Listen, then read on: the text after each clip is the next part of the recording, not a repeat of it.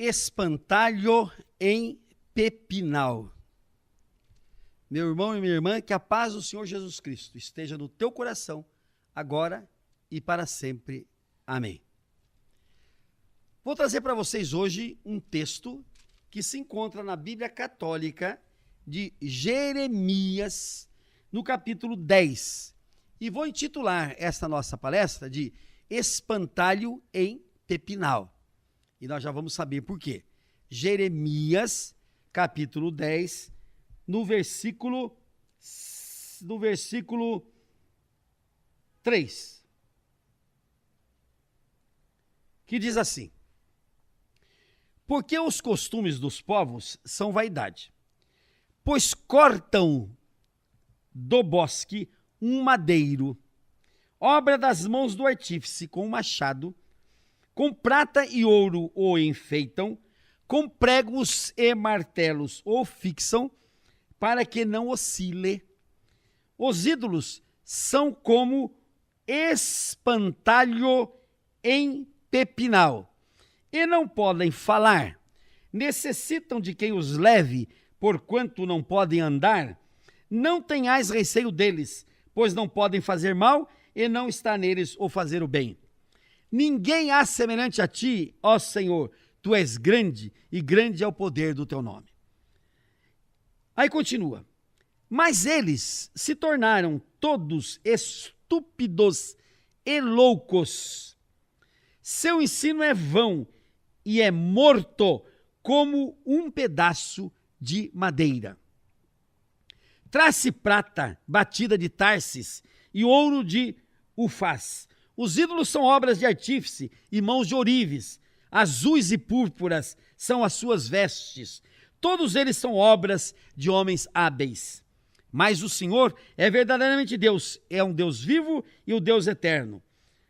Assim diz: o Senhor fez a terra pelo seu poder, estabeleceu o mundo para a sua sabedoria e com a sua inteligência estendeu os céus.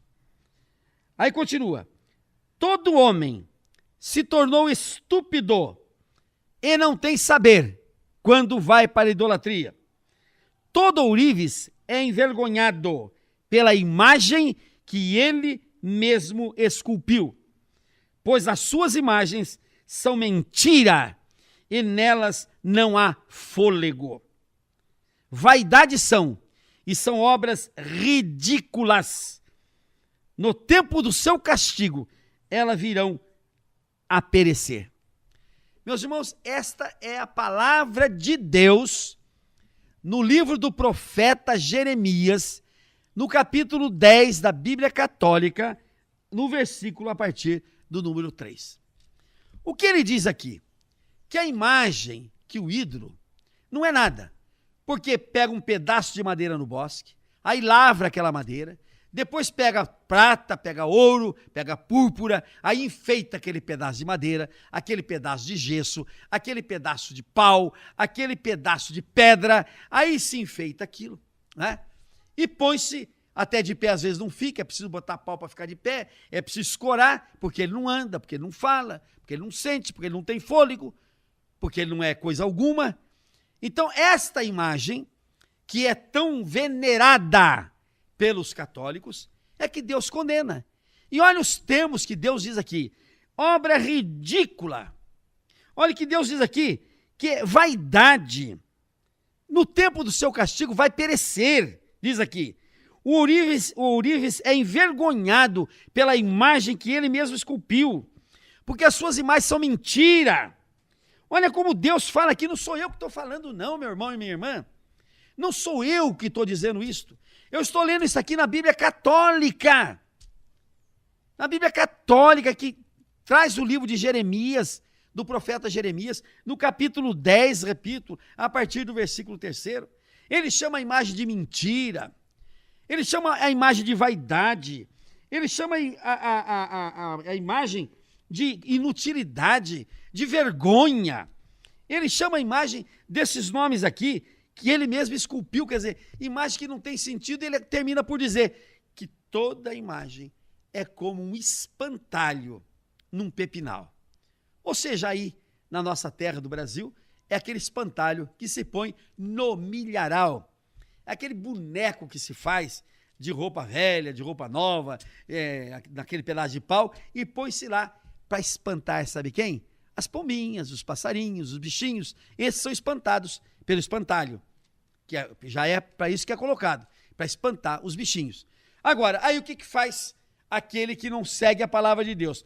Pega um espantalho e coloca no altar e fica venerando aquela imagem que Deus chama de mentira, que Deus chama de vaidade, que Deus chama de vergonha, que Deus chama de abominação, que Deus chama de iniquidade, que Deus não quer, que Deus diz que não troca a glória dele ainda mais por uma imagem de escultura.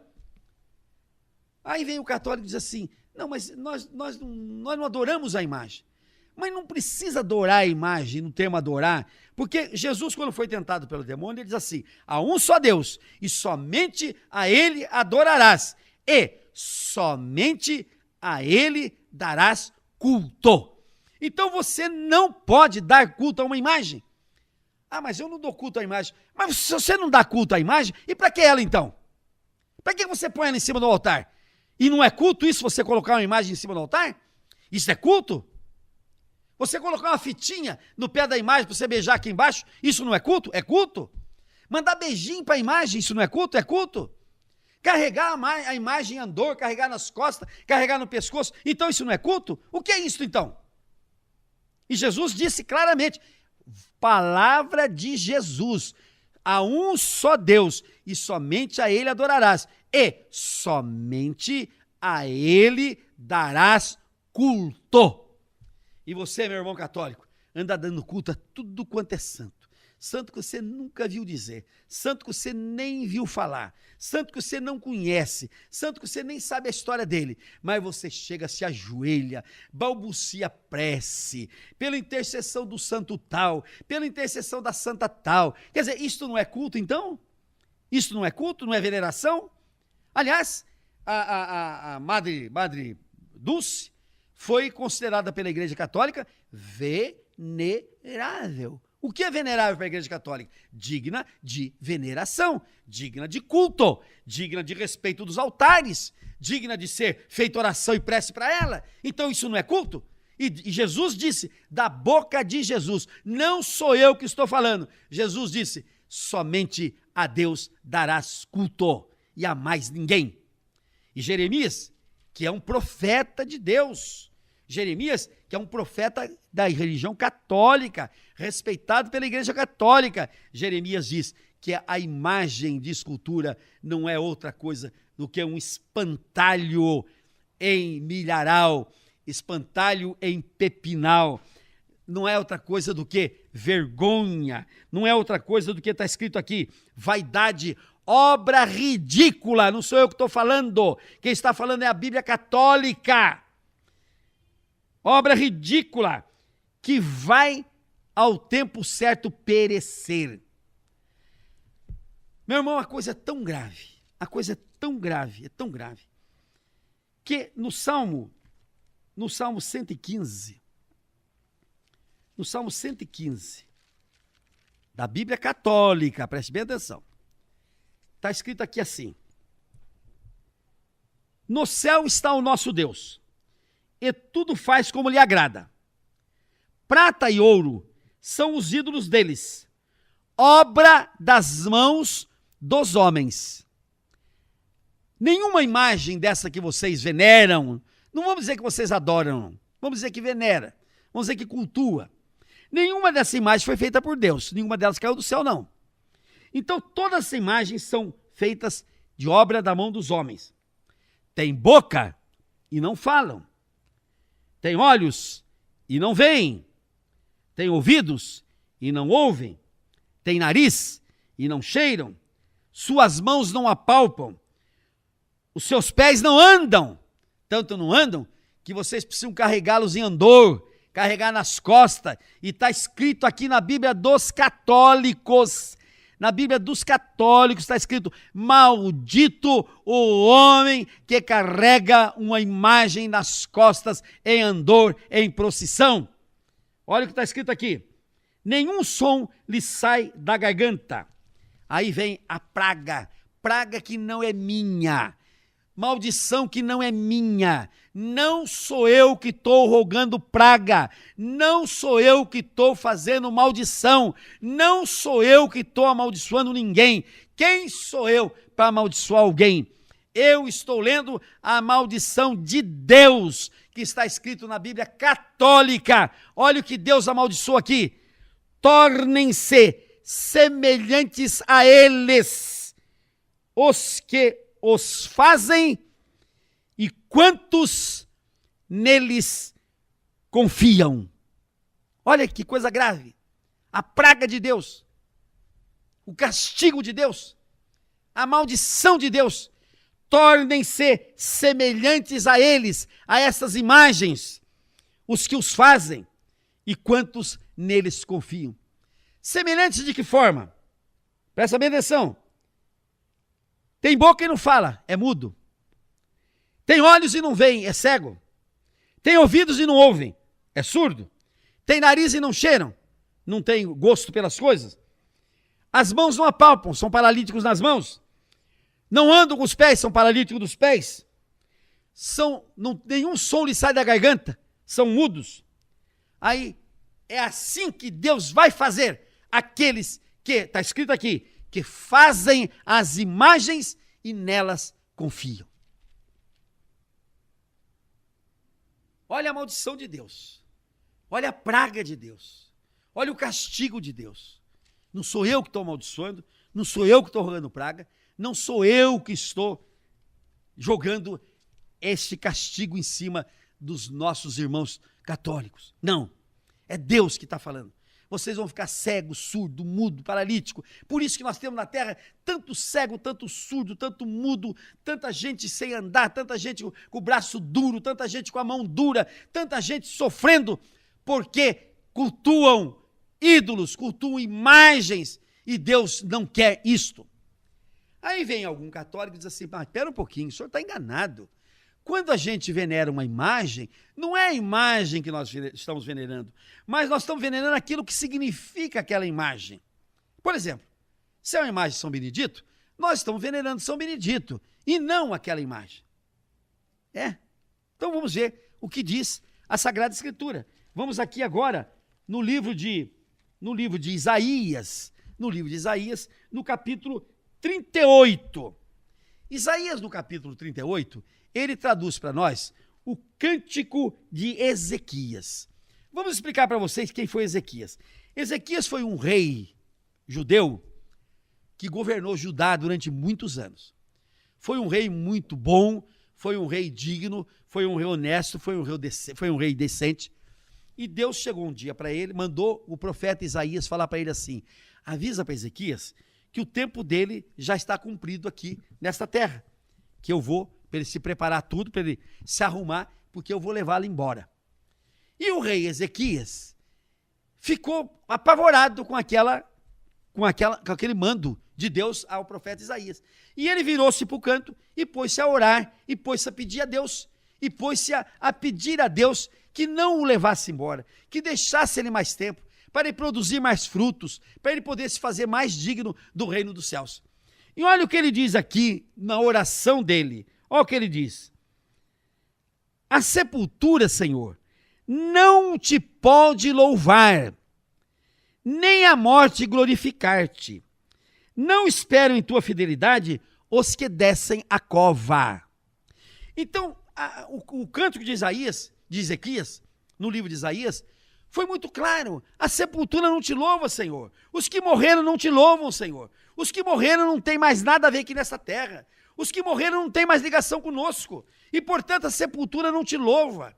A sepultura não tem nada a ver com aqueles que já morreram e não pode fazer mais nada. Mas não é só aqui que nós vamos encontrar isso. Nós vamos encontrar no livro de Eclesiastes. Vamos lá no livro de Eclesiastes. É um livro que eu não sei como é que a Igreja Católica, depois de conhecer este livro que está na Bíblia Católica, que eu não inventei, não sou eu que estou falando, mas eu estou lendo o livro católico, que diz assim: para aqueles que está entre vivos, há esperança. Para os que estão vivos, há esperança. E olha o que diz aqui a Bíblia Católica. Mais vale um cão vivo do que um leão morto. Vamos traduzir isso aqui. Mais vale um bandido vivo nesta terra do que um pretenso santo morto. Mas que barbaridade o senhor está falando, pastor? Mas não sou eu que estou falando, é a Bíblia Católica que está falando. Mais vale um bandido vivo aqui, que pode ser convertido, que pode ser salvo, que pode ir para Deus, do que um pretenso santo que ninguém sabe se foi salvo ou não, ninguém sabe se é santo ou não, ninguém sabe se está no céu ou não, ninguém sabe se Deus vai levar para o céu ou não.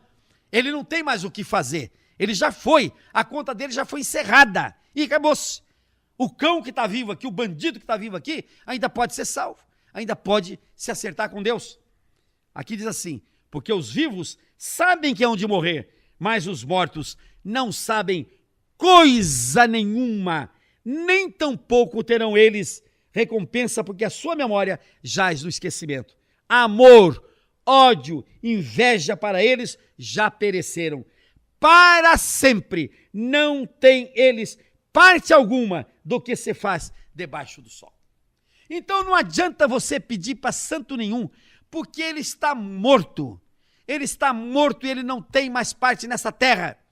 Ele só irá ressuscitar na 7ª trombeta, quando Jesus vier pela 2ª vez a esta terra. Aí ele vai ressuscitar. E se for de Deus, ele vai para o céu. E se não for, vai para o inferno. Então ele não tem parte alguma nessa terra.